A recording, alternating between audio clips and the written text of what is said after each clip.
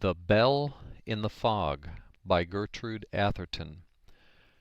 Read by John Taylor, Southeast Missouri, September 2006. The great author had realized one of the dreams of his ambitious youth, the possession of an ancestral hall in England. It was not so much the good American's reverence for ancestors that inspired the longing to consort with the ghosts of an ancient line, as artistic appreciation of the mellowness, the dignity, the aristocratic aloofness of walls that have sheltered and furniture that has embraced generations and generations of the dead. To mere wealth only his astute and incomparably young brain yielded respect. His ego raised its goose-flesh at the sight of rooms furnished with a single check, conciliatory as the taste might be. The dumping of the old interiors of Europe into the glistening shells of the United States not only roused him almost to passionate protest, but offended his patriotism, which he classified among his unworked ideals. The average American was not an artist, therefore he had no excuse for even the affectation of cosmopolitanism. Heaven knew he was national enough in everything else, from his accent to his lack of repose. Let his surroundings be in keeping. Orth had left the United States soon after his first successes, and, his art being too great to be confounded with locality, he had long since ceased to be spoken of as an American author. All civilized Europe furnished stages for his puppets, and if never picturesque nor impassioned, his originality was as overwhelming as his style. His subtleties might not always be understood, indeed as a rule they were not, but the musical mystery of his language and the penetrating charm of his lofty and cultivated mind induced raptures in the initiated, forever denied to those who failed to appreciate him. His following was not a large one, but it was very distinguished. The aristocracies of the earth gave to it, and not to understand and admire Ralph Orth was deliberately to relegate oneself to the ranks. But the elect are few, and they frequently subscribe to the circulating libraries. On the Continent they buy the Tauchnitz edition, and had not Mr. Orth inherited a sufficiency of ancestral dollars to enable him to keep rules in Jermyn Street and the wardrobe of an Englishman of leisure, he might have been forced to consider the tastes of the middle class at a desk in Hampstead. But as it mercifully was, the fashionable and exclusive sets of London knew and sought him. He was too wary to become a fad, and too sophisticated to grate or bore. Consequently, his popularity continued evenly from year to year, and long since he had come to be regarded as one of them. He was not keenly addicted to sport, but he could handle a gun, and all men respected his dignity and breeding. They cared less for his books than women did, perhaps because patience is not a characteristic of their sex. I am alluding, however, in this instance, to men of the world. A group of young literary men, and one or two women, put him on a pedestal and kissed the earth before it. Naturally they imitated him, and as this flattered him, and he had a kindly heart deep among the sere cloths of his formality, he sooner or later wrote appreciations of them all which nobody living could understand, but which, owing to the subtitle and signature, answered every purpose. With all this, however, he was not utterly content. From the 12th of August until late in the winter, when he did not go to Hamburg and the Riviera, he visited the best houses in England, slept in state chambers, and meditated in historic parks. But the country was his one passion, and he longed for his own acres. He was turning 50 when his great-aunt died, and made him heir as a poor reward for his immortal services to literature, read the will of this phenomenally appreciative relative. The estate was a large one. There was a rush for his books. New editions were announced. He smiled with cynicism, not unmixed with sadness. But he was very grateful for the money, and as soon as his fastidious taste would permit, he bought him a country seat. The place gratified all his ideals and dreams, for he had romanced about his sometime English possession as he had never dreamed of woman. It had once been the property of the church, and the ruin of cloister and chapel above the ancient wood was sharp against the low pale sky.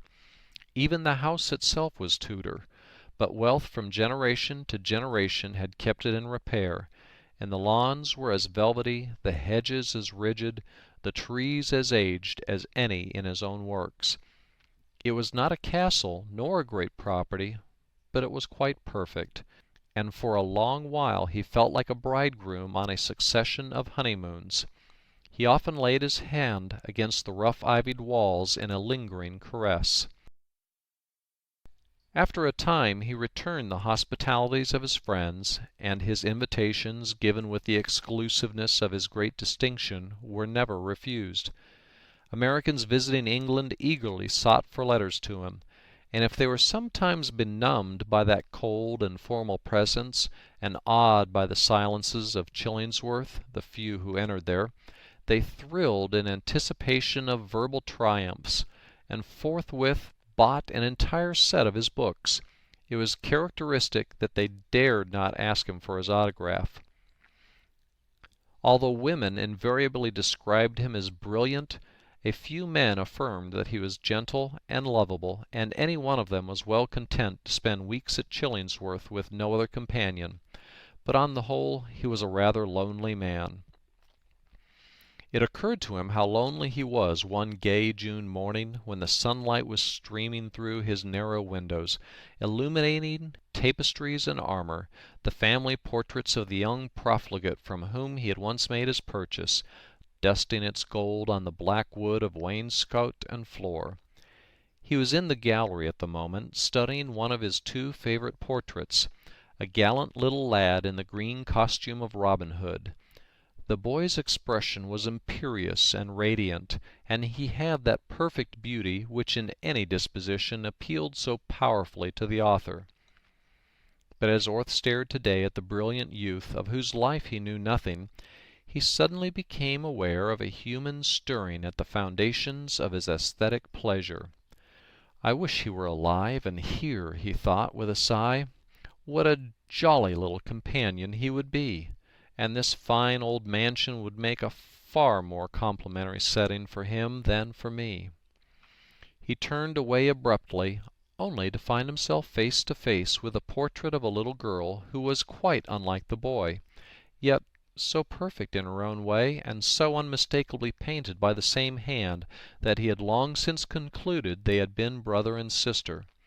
She was angelically fair, and, young as she could not have been more than 6 years old.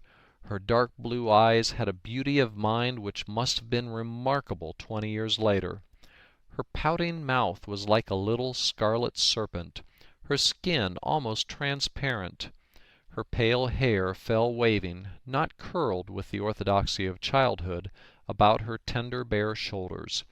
She wore a long white frock, and clasped tightly against her breast a doll far more gorgeously arrayed than herself. Behind her were the ruins and woods of Chillingsworth. Orth had studied this portrait many times for the sake of an art which he understood almost as well as his own, but today he saw only the lovely child. He forgot even the boy in the intensity of this new and personal absorption. "Does she live to grow up, I wonder?" he thought. "She would have made a remarkable, even a famous woman, with those eyes and that brow, but could the spirit within that ethereal frame stand the enlightenments of maturity? Would not that mind, purged, perhaps in a long probation from the dross of other existences, flee in disgust from the commonplace problems of a woman's life? Such perfect beings should die while they are still perfect.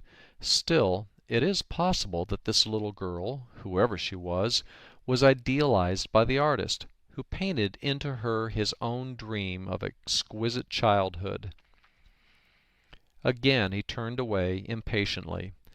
"I believe I am rather fond of children," he admitted. I find myself watching them on the street when they are pretty enough. Well, who does not like them?" he added with some defiance. He went back to his work. He was chiseling a story which was to be the foremost excuse of a magazine as yet unborn. At the end of half an hour he threw down his wondrous instrument, which looked not unlike an ordinary pen, and making no attempt to disobey the desire that possessed him, went back to the gallery. The dark, splendid boy, the angelic little girl were all he saw, even of the several children in that roll call of the past, and they seemed to look straight down his eyes into the depths where the fragmentary ghosts of unrecorded ancestors gave faint musical response. The dead's kindly recognition of the dead, he thought, but I wish these children were alive. For a week he haunted the gallery, and the children haunted him. Then he became impatient and angry. "I am mooning like a barren woman," he exclaimed.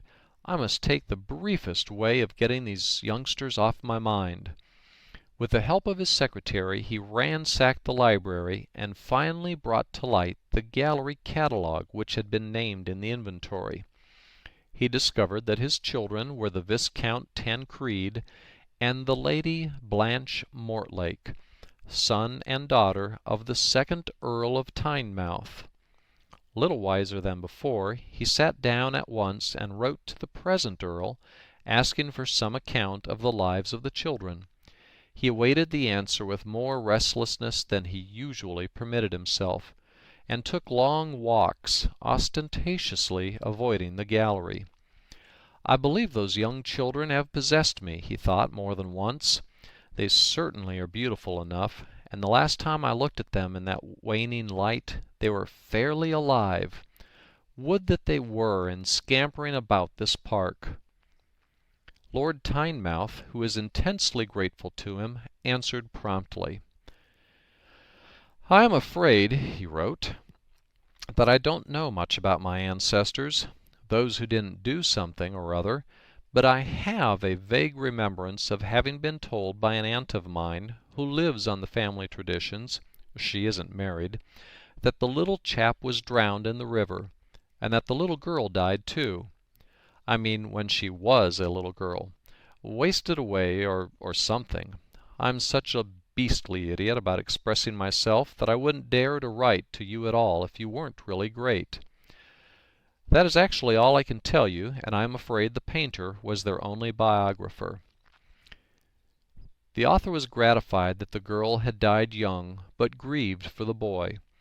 Although he had avoided the gallery of late, his practised imagination had evoked from the throngs of history the high-handed and brilliant, surely adventurous career of the third Earl of Teignmouth. He had pondered upon the deep delights of directing such a mind and character, and had caught himself envying the dust that was older still. When he read of the lad's early death, in spite of his regret that such promise should have come to naught, he admitted to a secret thrill of satisfaction that the boy had so soon ceased to belong to anybody. Then he smiled with both sadness and humor. "What an old fool I am," he admitted. "I believe I not only wish these children were alive, but that they were my own." The frank admission proved fatal. He made straight for the gallery. The boy, after the interval of separation, seemed more spiritedly alive than ever. The little girl to suggest with her faint, appealing smile that she would like to be taken up and cuddled. "I must try another way," he thought desperately after that long communion. "I must write them out of me." He went back to the library and locked up the tour de force which had seized command as classic faculty. At once he began to write the story of the brief lives of the children, much to the amazement of that faculty, which was little accustomed to the simplicities. Nevertheless, before he had written 3 chapters, he knew that he was at work upon a masterpiece, and more.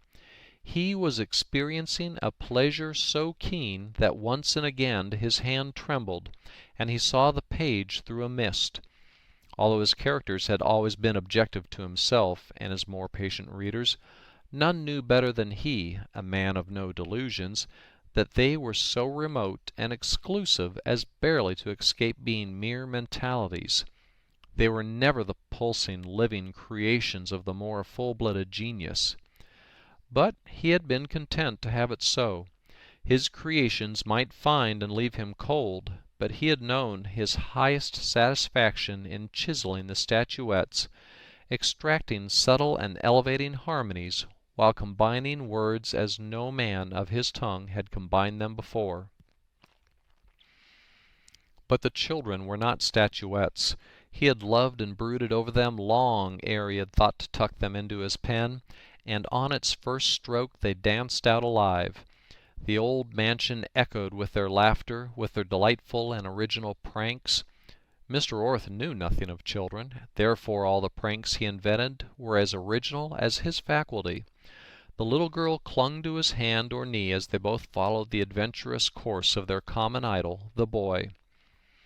When Orth realized how alive they were, he opened each room of his home to them in turn, that evermore he might have sacred and poignant memories with all parts of the stately mansion where he must dwell alone to the end. He selected their bedrooms, and hovered over them, not through infantile disorders which were beyond even his imagination, but through those painful intervals incident upon the enterprising spirit of the boy and the devoted obedience of the girl to fraternal command. He ignored the second Lord Teignmouth. He was himself their father, and he admired himself extravagantly for the first time. Art had chastened him long since. Oddly enough, the children had no mother, and not even memory of one. He wrote the book more slowly than was his wont, and spent delightful hours pondering upon the chapter of the morrow. He looked forward to the conclusion with a sort of terror, and made up his mind that when the inevitable last word was written, he should start at once for Hamburg. Incalculable times a day he went to the gallery, for he no longer had any desire to write the children out of his mind, and his eyes hungered for them. They were his now. It was with an effort that he sometimes humorously reminded himself that another man had fathered them, and that their little skeletons were under the choir of the chapel. Not even for peace of mind would he have descended into the vaults of the lords of Chillingsworth and looked upon the marble effigies of his children. Nevertheless, when in a superhumorous mood, he dwelt upon his high satisfaction in having been enabled by his great aunt to purchase all that was left of them. For 2 months he lived in his fool's paradise, and then he knew that the book must end. He nerved himself to nurse the little girl through her wasting illness, and when he clasped her hands, his own shook. His knees trembled. Desolation settled upon the house, and he wished he had left one corner of it to which he could retreat unhaunted by the child's presence. He took long tramps, avoiding the river with a sensation next to panic. It was 2 days before he got back to his table, and then he had made up his mind to let the boy live. To kill him off, too, was more than his augmented stock of human nature could endure. After all, the tad's death had been purely accidental, wanton. It was just that he should live, with one of the author's inimitable suggestions of future greatness. But at the end the parting was almost as bitter as the other. Orth knew then how men feel when their sons go forth to encounter the world and ask no more of the old companionship. The author's boxes were packed. He sent the manuscript to his publisher an hour after it was finished. He could not have given it a final reading to have saved it from failure, directed his secretary to examine the proof under a microscope, and left the next morning for Hamburg. There, in inmost circles, he forgot his children. He visited in several of the great houses of the Continent until November, then returned to London to find his book the literary topic of the day. His secretary handed him the reviews, and for once, in a way, he read the finalities of the nameless. He found himself hailed as a genius, and compared in astonished phrases to the prodigiously clever talent which the world for 20 years had isolated under the name of Ralph Orth. This pleased him, for every writer is human enough to wish to be hailed as a genius, and immediately. Many are, and many wait. It depends upon the fashion of the moment, and the needs and bias of those who write of writers. Orth had waited 20 years, but his past was bedecked with the headstones of geniuses long since forgotten. He was gratified to come thus publicly into his estate, but soon reminded himself that all the adulation of which a belated world was capable could not give him one thrill of the pleasure which the companionship of that book had given him while creating. It was the keenest pleasure in his memory, and when a man is 50 and has written many books, that is saying a great deal. He allowed that society was in town to lavish honors upon him for something over a month, then cancelled all his engagements and went down to Chillingsworth. His estate in Hertfordshire, that county of gentle hills and tangled lanes, of ancient oaks and wide, wild heaths, of historic houses and dark woods, and green fields innumerable, a Wordsworthian shire steeped in the deepest peace of England. As Orth drove towards his own gates he had the typical English sunset to gaze upon, a red streak with a church spire against it. His woods were silent. In the fields the cows stood as if conscious of their part. The ivy on his old grey towers had been young with his children. He spent a haunted night, but the next day stranger happenings began. Chapter 2. He rose early and went for one of his long walks. England seems to cry out to be walked upon, and Orth, like others of the transplanted, experienced to the full the country's gift of foot restlessness and mental calm. Calm flees, however, when the ego is rampant, and today, as upon others too recent, Orth's soul was as restless as his feet. He had walked for 2 hours when he entered the wood of his neighbor's estate, a domain seldom honored by him, as it too had been bought by an American, a flighty, hunting widow who displeased the fastidious taste of the author. He heard children's voices and turned with a quick prompting of retreat. As he did so he came face to face on the narrow path with a little girl. For the moment he was possessed by the most hideous sensation which can visit a man's being, abject terror. He believed that body and soul were disintegrating.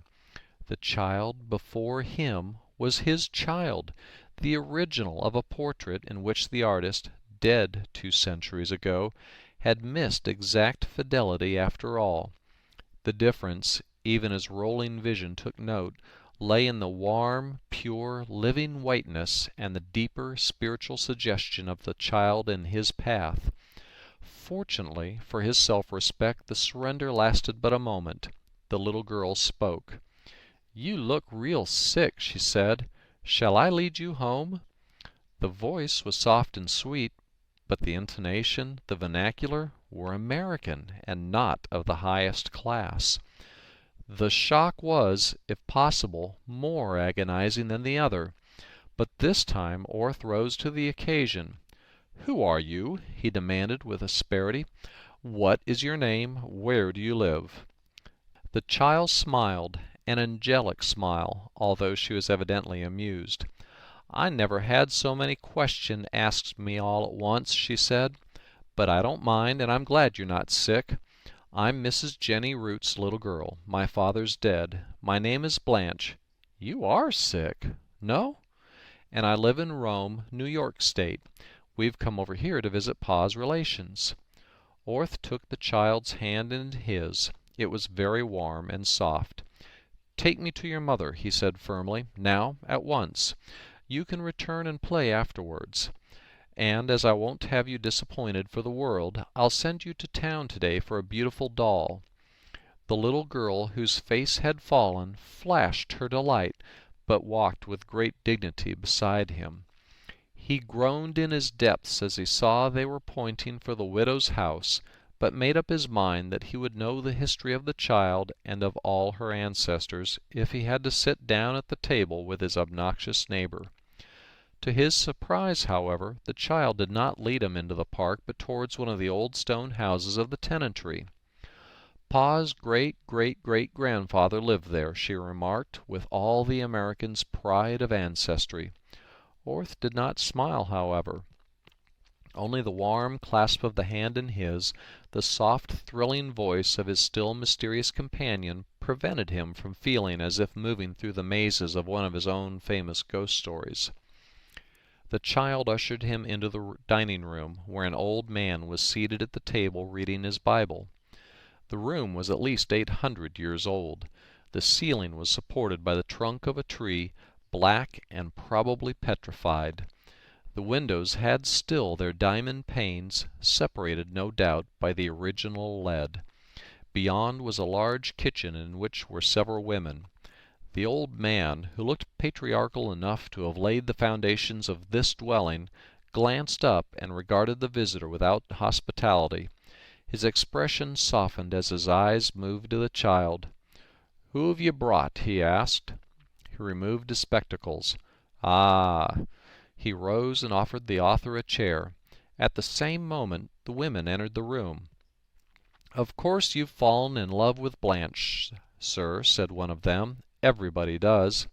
"Yes, that is it. Quite so."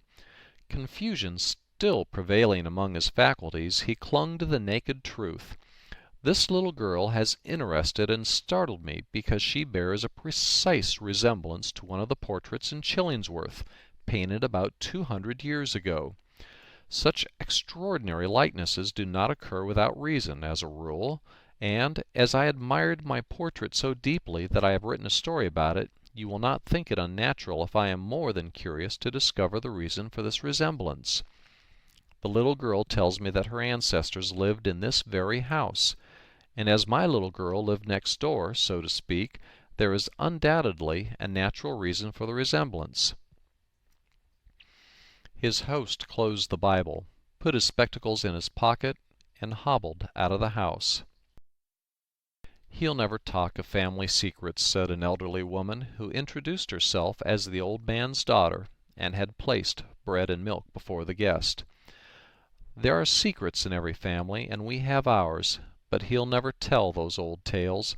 All I can tell you is that an ancestor of little Blanche went to wreck and ruin because of some fine lady's doings, and killed himself.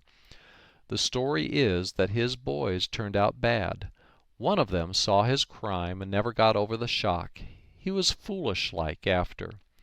The mother was a poor, scared sort of creature, and hadn't much influence over the other boy. There seemed to be a blight on all the man's descendants until one of them went to America. Since then they haven't prospered exactly, but they've done better, and they don't drink so heavy." "They haven't done so well," remarked a worn, patient-looking woman. Orth typed her as belonging to the small middle class of an interior town of eastern United States. "You are not the child's mother?" "Yes, sir. Everybody is surprised. You needn't apologize. She doesn't look like any of us, although her brothers and sisters are good enough for anybody to be proud of. But we all think she strayed in by mistake, for she looks like any lady's child, and of course we're only middle class." Orth gasped. It was the first time he had ever heard a native American use the term middle class with a personal application.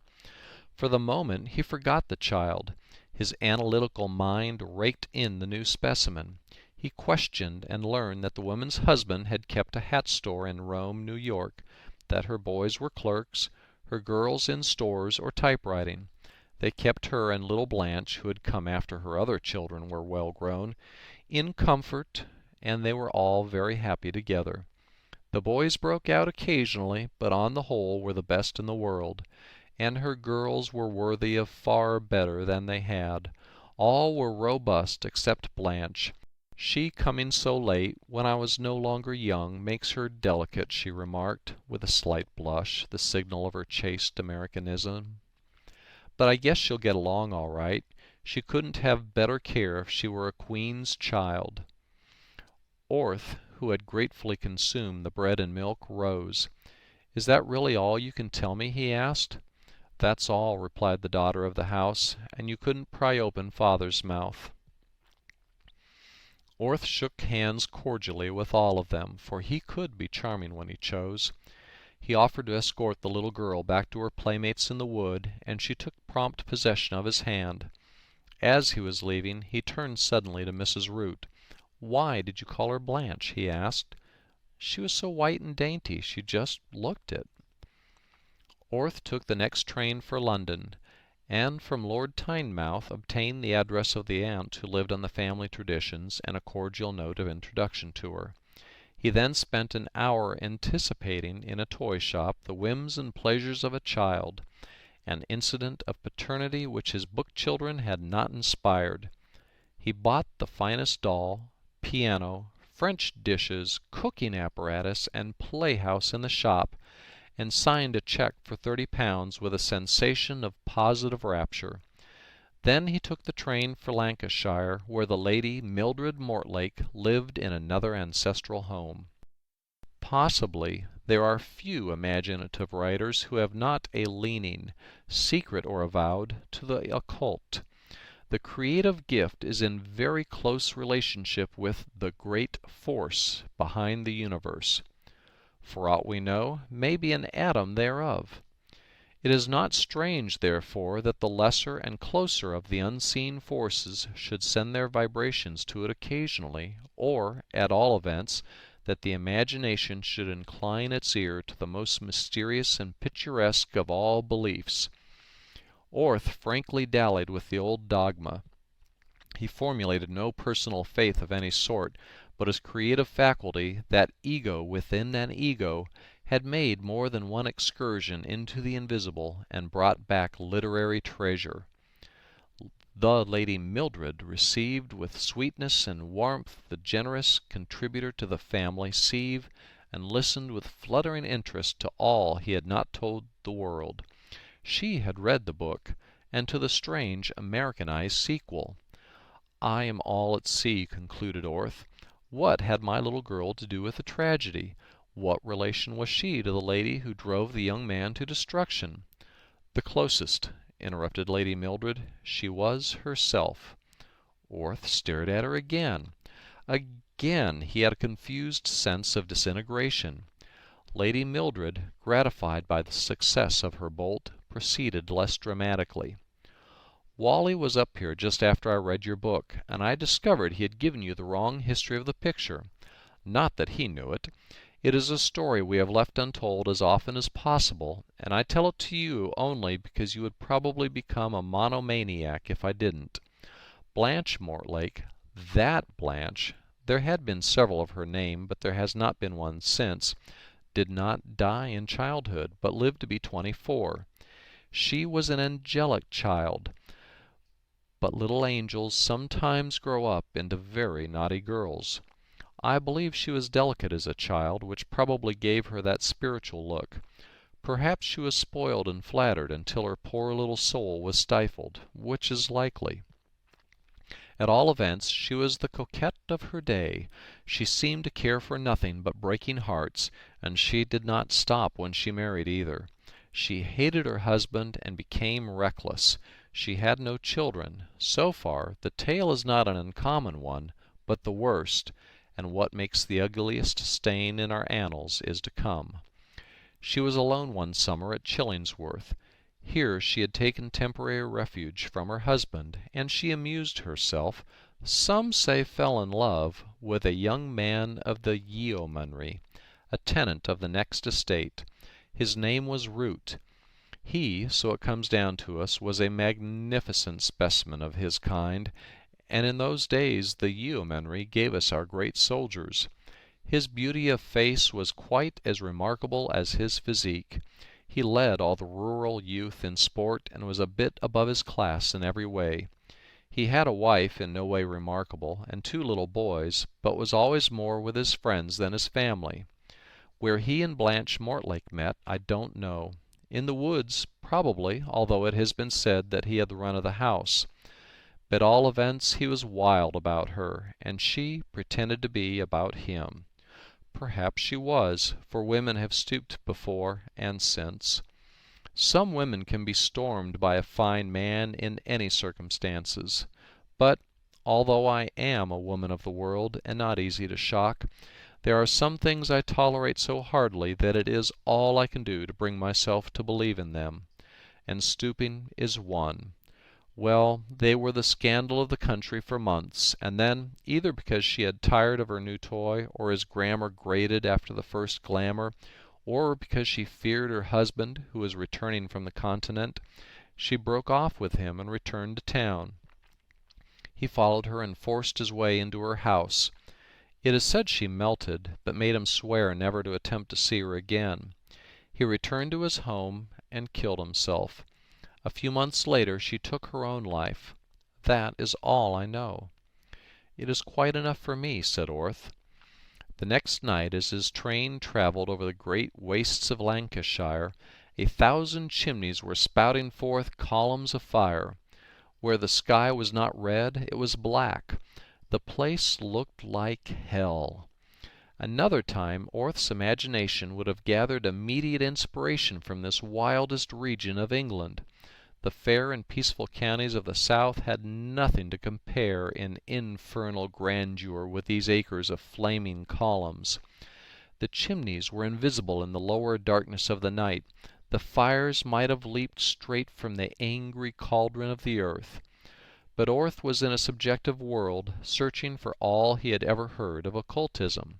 He recalled that the sinful dead are doomed, according to this belief, to linger for vast reaches of time in that borderland which is close to earth, eventually sent back to work out their final salvation, that they work it out among the descendants of the people they have wronged, that suicide is held by the devotees of occultism to be a cardinal sin, abhorred and execrated. Authors are far closer to the truths enfolded in mystery than ordinary people, because of that very audacity of imagination which irritates their plotting critics. As only those who dare to make mistakes succeed greatly, only those who shake free the wings of their brush, once in a way, the secrets of the great pale world. If such writers go wrong, it is not for the mere brains to tell them so. Upon Orth's return to Chillingsworth, he called at once upon the child, and found her happy among his gifts. She put her arms about his neck, and covered his serene, unlined face with soft kisses. This completed the conquest. Orth from that moment adored her as a child, irrespective of the psychological problem. Gradually he managed to monopolize her. From long walks it was but a step to take her home for luncheon. The hours of her visits lengthened. He had a room fitted up as a nursery and filled with the wonders of Toyland.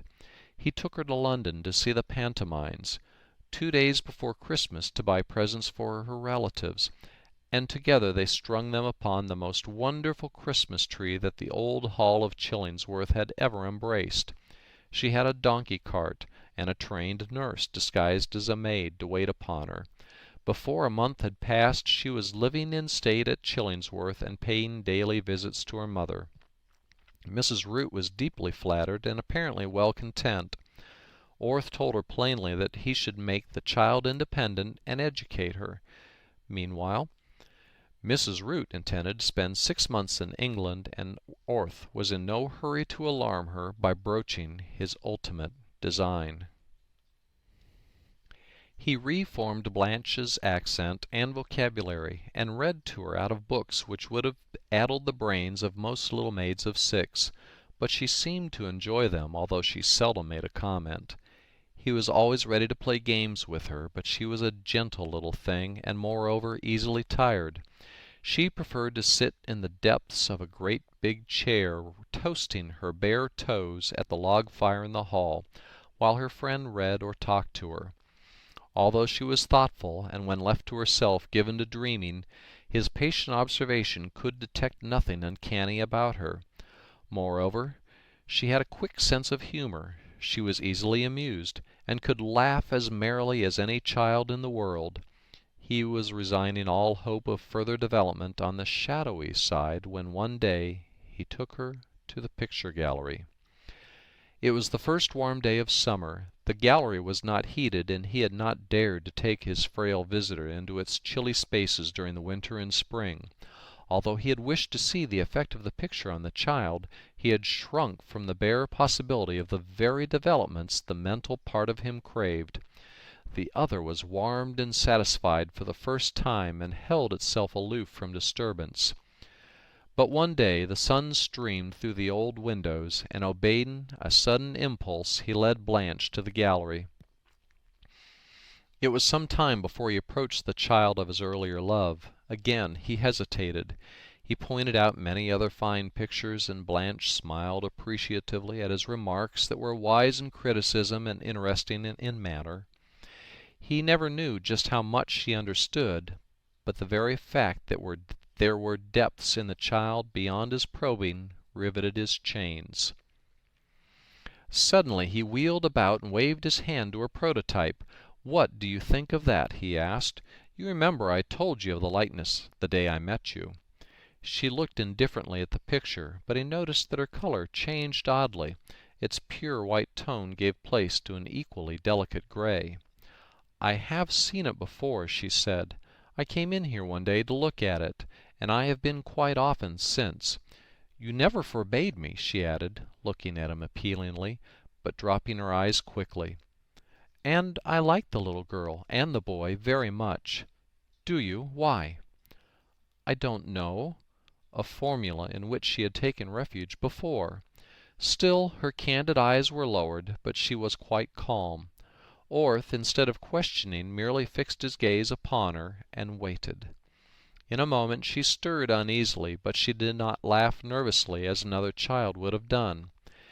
He had never seen her self-possession ruffled, and he had begun to doubt he ever should. She was full of human warmth and affection. She seemed made for love, and every creature who came within her ken adored her, from the author himself down to the litter of puppies presented to her by the stable-boy a few weeks since. But her serenity would hardly be enhanced by death. She raised her eyes finally, but not to his. She looked at the portrait. "Did you know that there was another picture behind?" she asked. "No," replied Orth, turning cold. "How did you know it?" "One day I touched a spring in the frame, and this picture came forward. Shall I show you?" "Yes!" And crossing curiosity and the involuntary shrinking from impending phenomena was a sensation of aesthetic disgust that he should be treated to a secret spring. The little girl touched hers, and that other Blanche sprang aside so quickly that she might have been impelled by a sharp blow from behind. Orth narrowed his eyes and stared at what she revealed. He felt that his own Blanche was watching him, and set his features, although his breath was short. There was Lady Blanche Mortlake, in the splendor of her young womanhood, beyond a doubt.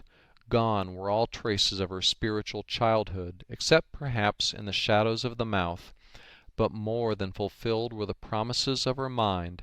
Assuredly the woman had been as brilliant and gifted as she had been restless and passionate. She wore her very pearls with arrogance. Her very hands were tense with eager life.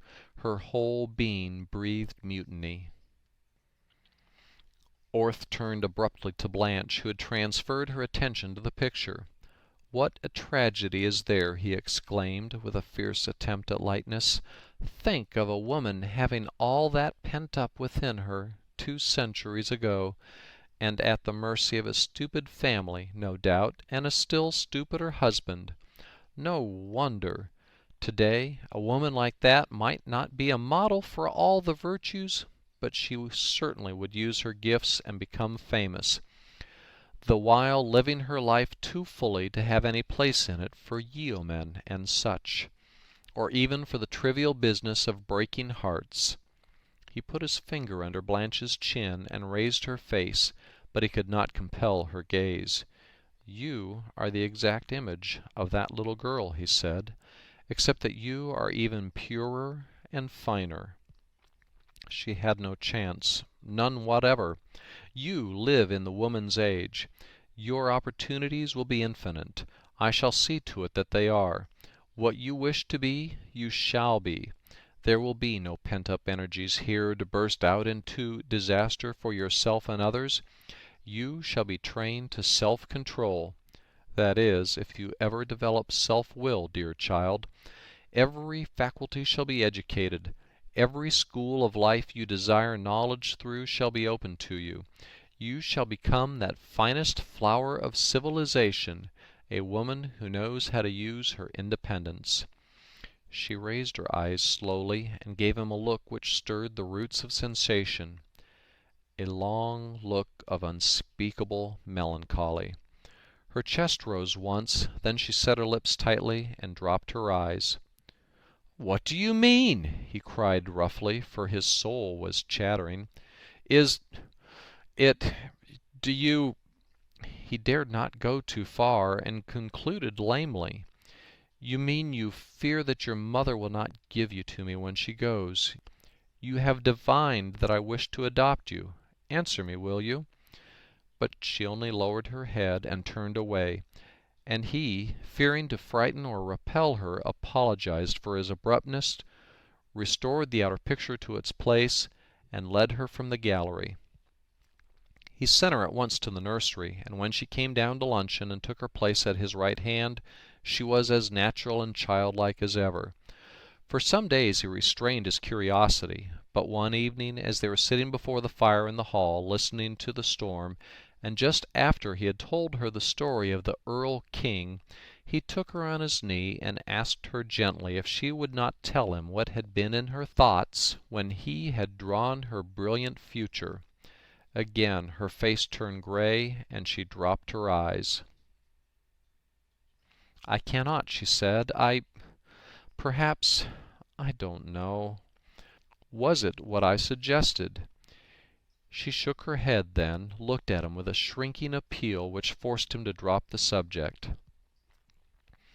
He went the next day alone to the gallery and looked long at the portrait of the woman.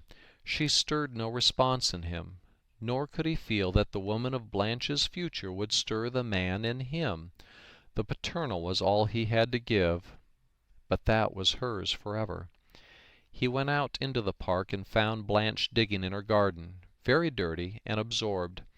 The next afternoon, however, entering the hall noiselessly, he saw her sitting in her big chair, gazing out into nothing visible, her whole face settled in melancholy. He asked her if she were ill, and she recalled herself at once, but confessed to feeling tired. Soon after this he noticed that she lingered longer in the comfortable depths of her chair, and seldom went out, except with himself. She insisted that she was quite well, but after he had surprised her again, looking as sad as if she had renounced every joy of childhood, he summoned from London a doctor renowned for his success with children. The scientist questioned and examined her. When she had left the room, he shrugged his shoulders. She might have been born with 10 years of life in her, or she might grow up into a buxom woman, he said. I confess I cannot tell. She appears to be sound enough, but I have no X-rays in my eyes, and for all I know she may be on the verge of decay. She certainly has the look of those who die young. I have never seen so spiritual a child. But I can put my finger on nothing. Keep her out of doors, don't give her sweets, and don't let her catch anything if you can help it. Orth and the child spent the long warm days of summer under the trees of the park or driving in the quiet lane. Guests were unbidden, and his pen was idle. All that was human in him had gone out to Blanche. He loved her, and she was a perpetual delight to him. The rest of the world received the large measure of his indifference. There was no further change in her, and apprehension slept and let him sleep. He had persuaded Mrs. Root to remain in England for a year. He sent her theatre tickets every week, and placed a horse and phaeton at her disposal. She was enjoying herself and seeing less and less of Blanche. He took the child to Bournemouth for a fortnight, and again to Scotland, both of which outings benefited as much as they pleased her. She had begun to tyrannize over him amiably, and she carried herself quite royally. But she was always sweet and truthful, and these qualities, combined with that something in the depths of her mind which defied his explorations, held him captive. She was devoted to him and feared for no other companion, although she was demonstrative to her mother when they met. It was in the 10th month of this idyll of the lonely man and the lonely child that Mrs. Root flurriedly entered the library of Chillingsworth, where Orth happened to be alone. "Oh, sir," she exclaimed, "I must go home. My daughter Grace writes me (she should have done it before) that the boys are not behaving as well as they should. She didn't tell me, as I was having such a good time. She just hated to worry me. Heaven knows I've had enough worry. But now I must go. I just couldn't stay. Boys are an awful responsibility. Girls ain't a circumstance to them, although mine are a handful sometimes." Orth had written about too many women to interrupt the flow. He let her talk until she paused to recuperate her forces. Then he said quietly, "I am sorry this has come so suddenly, for it forces me to broach a subject at once which I would rather have postponed until the idea had taken possession of you by degrees." "I know what it is you want to say, sir," she broke in, "and I've reproached myself that I haven't warned you before. But I didn't like to be the one to speak first. You want Blanche, of course. I couldn't help seeing that. But I can't let her go, sir. Indeed I can't." "Yes," he said firmly, "I want to adopt Blanche, and I hardly think you can refuse, for you must know how greatly it will be to her advantage. She is a wonderful child. You have never been blind to that. She should have every opportunity, not only of money, but of association. If I adopt her legally, I shall, of course, make her my heir, and there is no reason why she should not grow up as great a lady as any in England." The poor woman turned white and burst into tears. "I've sat up nights and nights struggling," she said, when she could speak.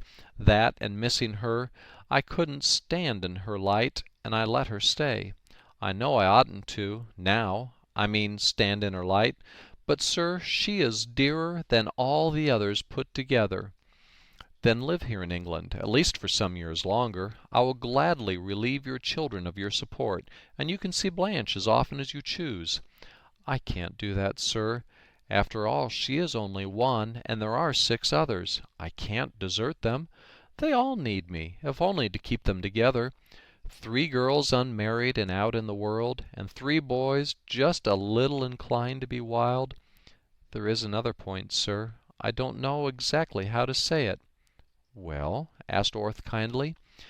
The American woman thought him the ideal gentleman, although the mistress of the estate on which she visited called him a boor and a snob. "It is, well, you must know, you can't imagine, that her brothers and sisters just worship Blanche.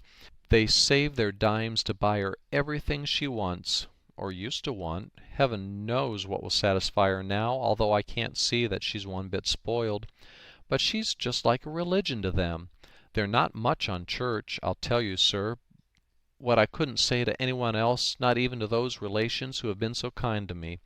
But there's a wildness, just a streak, in all of my children, and I know it's Blanche that keeps them straight. My girls get bitter sometimes.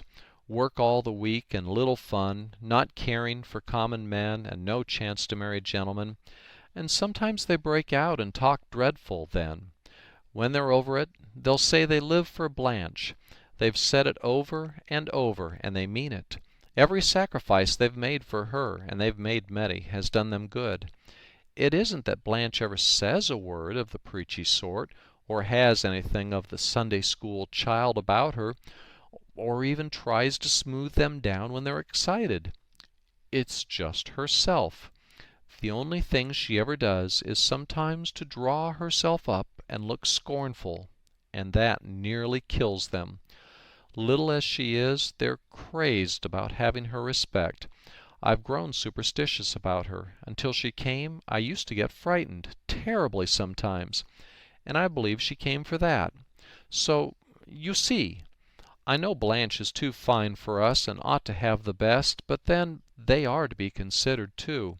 They have their rights, and they've got much more good than bad in them.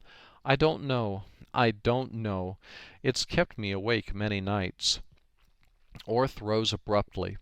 "Perhaps you will take some further time to think it over," he said. "You can stay a few weeks longer. The matter cannot be so pressing as that." The woman rose. "I've thought this," she said. "Let Blanche decide. I believe she knows more than any of us. I believe that whichever way she decided would be right. I won't say anything to her, so you won't think I'm working on her feelings, and I can trust you. But she'll know." "Why do you think that?" asked Orth sharply. "There is nothing uncanny about the child. She is not yet 7 years old. Why should you place such a responsibility upon her?" "Do you think she's like other children?" "I know nothing of other children." "I do, sir. I've raised 6, and I've seen hundreds of others. I never was one to be a fool about my own, but Blanche isn't like any other child living. I'm certain of it." "What do you think?" And the woman answered, according to her lights, "I think she's an angel, and came to us because we needed her." "And I think she is Blanche Mortlake working out the last of her salvation," thought the author, but he made no reply, and was alone in a moment. It was several days before he spoke to Blanche, and then, one morning when she was sitting on her mat on the lawn with the light frill upon her, he told her abruptly that her mother must return home. To his surprise, but unutterable delight, she burst into tears and flung herself into his arms. "You need not leave me," he said, when he could find his own voice. "You can stay here always and be my little girl. It all rests with you." "I can't stay," she sobbed. "I can't." "And that is what made you so sad once or twice?" he asked, with a double eagerness. She made no reply. "Oh," he said passionately, "give me your confidence, Blanche. You are the only breathing thing that I love." "If I could, I would," she said, "but I don't know. Not quite." "How much do you know?" But she sobbed again and would not answer. He dared not risk too much. After all, the physical barrier between the past and present was very young. "Well, well, then, we will talk about the other matter. I will not pretend to disguise the fact that your mother is distressed at the idea of parting from you, and thinks it would be as sad for your brothers and sisters, whom she says you influence for their good. Do you think that you do?" "Yes." "How do you know this? Do you know why you know everything?" "No, my dear, and I have great respect for your instincts. But your sisters and brothers are now old enough to take care of themselves. They must be of poor stuff if they cannot live properly without the aid of a child. Moreover, they will be marrying soon. That will also mean that your mother will have many little grandchildren to console her for your loss. I will be the one bereft if you leave me. I am the only one who really needs you. I don't say I will go to the bad, as you may have very foolishly persuaded yourself your family will do without you, but I trust to your instincts to make you realize how unhappy, how inconsolable I shall be. I shall be the loneliest man on earth." She rubbed her face deeper into his flannels and tightened her embrace. "Can't you come too?" she asked. "No, you must live with me wholly or not at all. Your people are not my people. Their ways are not my ways. We should not get along. And if you lived with me over there, you might as well stay here, for your influence over them would be quite as removed. Moreover, if they are of the right stuff, the memory of you will be quite as potent for good as your actual presence." "Not unless I died." Again something within him trembled. "Do you believe you are going to die young?" he blurted out. But she would not answer. He entered the nursery abruptly the next day and found her packing her dolls. When she saw him, she sat down and began to weep hopelessly. He knew then that his fate was sealed. And when, a year later, he received her last little scrawl, he was almost glad that she went when she did. End of The Bell in the Fog by Gertrude Atherton. Read by John Taylor, Southeast Missouri, September 2006.